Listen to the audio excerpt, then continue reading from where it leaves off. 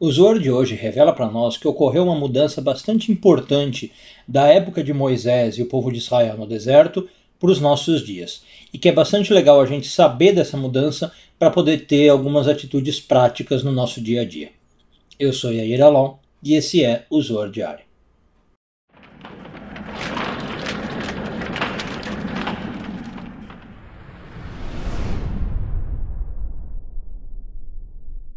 Essa semana continuamos a ler a porção de Pekudei, hoje focando nos parágrafos 28 e 29 do Zohar, quarto ano de leitura.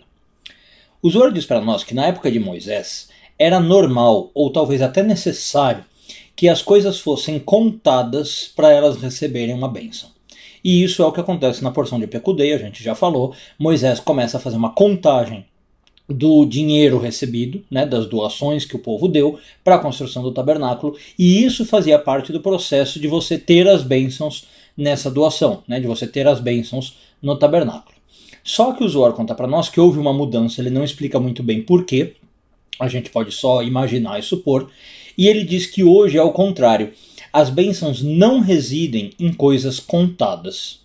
Ou seja, segundo a Kabbalah, é muito importante que a gente evite contar as coisas. É claro que às vezes a gente precisa, a gente vive num mundo onde precisamos de cálculos, precisamos de matemática, mas eu vou dar algumas dicas de como a gente faz essa contagem sem ela ser tão prejudicial. Tá? O que acontece antes da gente ver as dicas práticas é o seguinte: a contagem, o fato de você dar número para as coisas, é um aspecto de Malhut, Malhut é o nosso mundo físico, o mundo da divisão, o mundo da separação. Então quando eu numero as coisas, quando eu faço contagens, eu estou limitando, eu estou trabalhando no mundo de Malhut.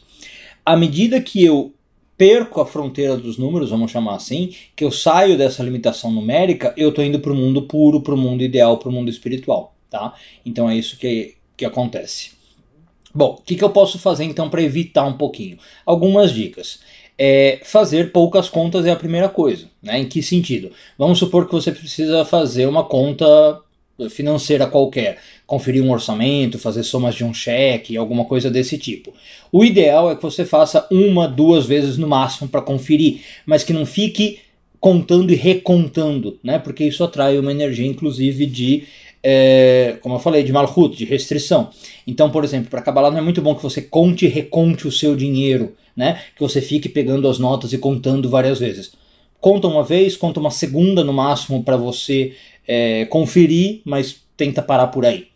Outra coisa, já que você precisa contar, se você precisar contar, evite contar de um em um, porque a divisão é maior, Tente contar em grupos de 2, em grupos de 3. Então, por exemplo, opa, caiu aqui, pá.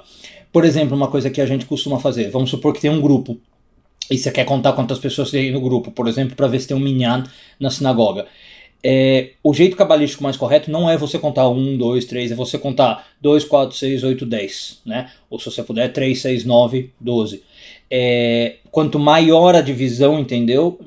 Melhor, porque se você dividir em um, você está fazendo várias divisõezinhas. Então tentar contar em grupos de 2, grupos de 3, se você puder grupos de 5, melhor ainda.